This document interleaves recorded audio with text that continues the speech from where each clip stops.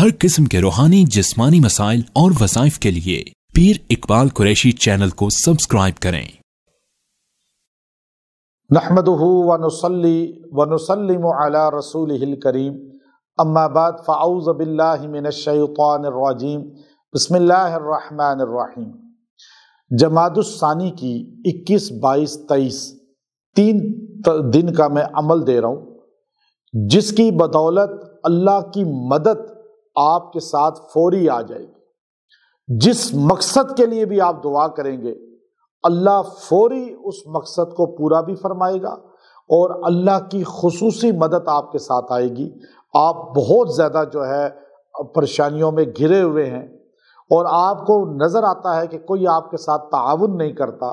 कोई आपके साथ चलने वाला नहीं, आप मुकद्दमात में उलझे हुए हैं, आपकी ज़मीनों पे लोगों ने कब्ज़ा कर लिया है, आपकी कारोबार पे कोई कब्ज़ा कर रहा है, लोग पैसा लेके वापस नहीं कर रहे। ये सारे मामलात में जब आप बिल्कुल फंस गए हैं, अब आपको कोई सबील रास्ता नज़र नहीं आता और ना आपके साथ जो है थाना कचहरी और ना अदालतें आपका ताउन करती हैं, कोई मखलूक आपके साथ चलने वाली नहीं, तो अल्लाह की ज़ात की मदद लें। जिस तरह गारे सौर में अल्लाह ने अपने पैगम्बर सल्लल्लाहु अलैहि वसल्लम और सानी यसनैन खलीफा बिला फसल सैयदना अबू बकर रज़ी अल्लाह ताला अन्हो की मदद की, और अल्लाह की मदद आएगी। चूँकि 22 जमादी सानी खलीफा बिला फसल, खलीफा अव्वल जानशीन पैगम्बर हज़रत अबू बकर सिद्दीक़ रज़ी अल्लाह ताला अन्हो की वफ़ात का दिन है, और जमादुस सानी अल्लाह ने आपको अता फरमाई, और आपको अल्लाह ने ख़ास एक एजाज़ दिया था कि इस पूरी कायनात में नबियों के बाद अगर किसी की सहाबियत का जिक्र कुरान में है तो वो अबू बकर सिद्दीक़ रज़ी अल्लाह ताला अन्हु है। किसी नबी के सहाबी का इस तरह जिक्र नहीं, यहाँ तक कि ख़ातमुल अंबिया मुहम्मद अरबी सल्लल्लाहु अलैहि वसल्लम के किसी सहाबी का अल्लाह ने कुरान पाक में सहाबियत का जिक्र इस तरह नहीं किया कि कुरान से साबित हो कि वो सहाबी है। अब अबू बकर को ये शर्फ मिला कि आपकी सहाबियत का जिक्र भी कुरान में अल्लाह ने बयान फरमाया, और इमाम अबू हनीफा रहमतुल्लाह अलैह ने फरमाया जो अबू बकर सिद्दीक़ की सहाबियत को नहीं मानेगा तो वो इस्लाम से खारिज हो जाएगा। क्यों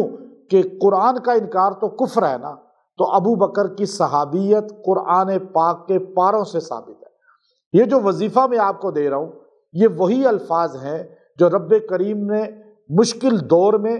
मुश्किल हालात में उस वक़्त पैगम्बर पे नाजिल फरमाए जब गारे सौर में हमारे आका मोहम्मद सल्लल्लाहु अलैहि वसल्लम 3 दिन छुपे रुपोश रहे और अबू बकर सिद्दीक़ रज़ी अल्लाह अन्हु आपके साथ थे।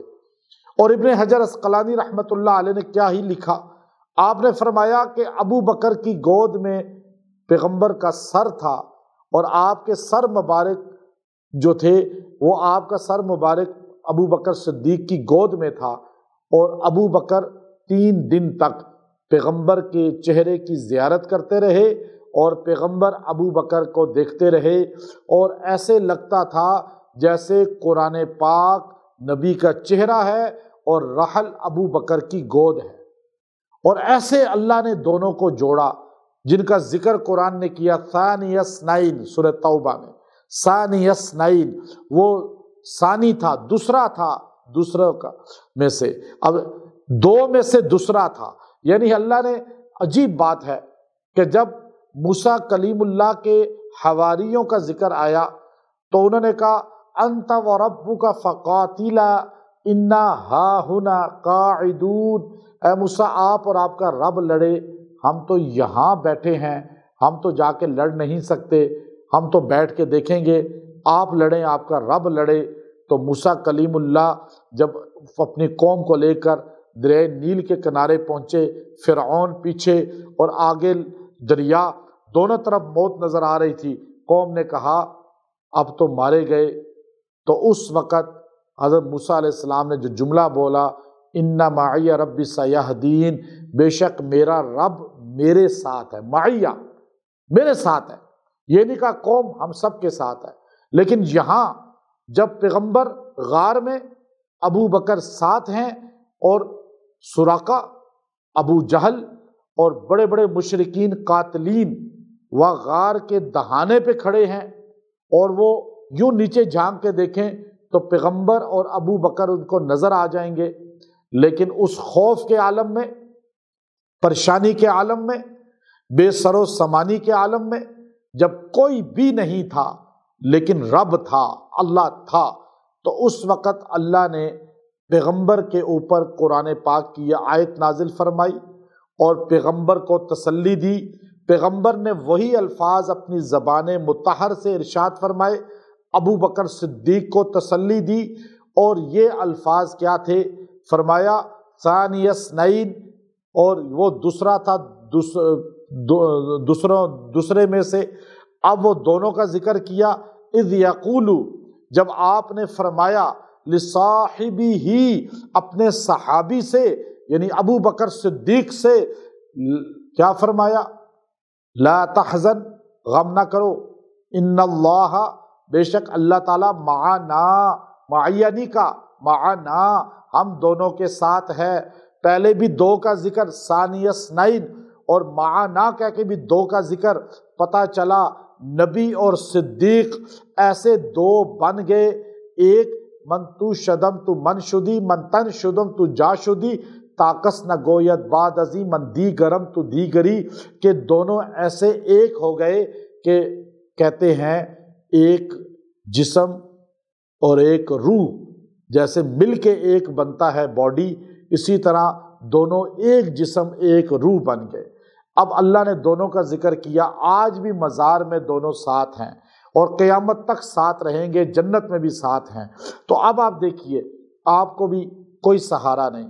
کوئی ساتھ دینے والا نہیں، کوئی مشکل میں ساتھ چلنے والا نہیں، پریشانیاں ہیں، بالکل تنہا ہیں، ہر طرف سے پھنس چکے ہیں، عورت ہے یا مرد ہے، جب سارے دشمن بن گئے ہیں، سارے پست ذلیل کر رہے ہیں، سارے نقصان دینا چاہتے ہیں، تو آپ اس آیت کو سہارا بنا لیں جو اللہ نے پیغمبر کو اور ابو بکر کو عطا فرمائی۔ وہ کیا ہے؟ اذ یقول لصاحبہ لا تحزن ان اللہ معنا، اذ یقول لصاحبہ لا تحزن ان اللہ معنا۔ آپ اس آیت کو پڑھیں 313 بار، 3 دن روز پڑھیں، دعا کریں۔ ابو بکر کی وفا، ابو بکر صدیق کی صداقت آپ ذہن میں رکھیں، پیغمبر کے ساتھ ان کی محبت سامنے رکھیں، محبت رسول کو قلب میں پیدا فرمائیں اور ابو بکر کی محبت دل میں پیدا فرمائیں، اور یہ 3 دن پڑھ کے جب دعا کریں گے آپ کی دعا رد نہیں ہوگی۔ اور جتنے لوگوں کو میں نے یہ عمل دیا ہے، بڑی تعداد میں احباب نے بتایا کہ 3 دن میں ہمارا کام ہو گیا۔ اب اللہ تعالیٰ آپ کے مسئلے حل کرے گا، لیکن قلب کے اندر محبت رسول اور محبت ابو بکر صدیق کو لازمی پیدا کریں۔ جس سینے میں ان دو کی محبت نہیں ہوتی، ان کی دعائیں قبول بھی نہیں ہوتی۔ وآخر دعوانا الحمد للہ رب العالمین۔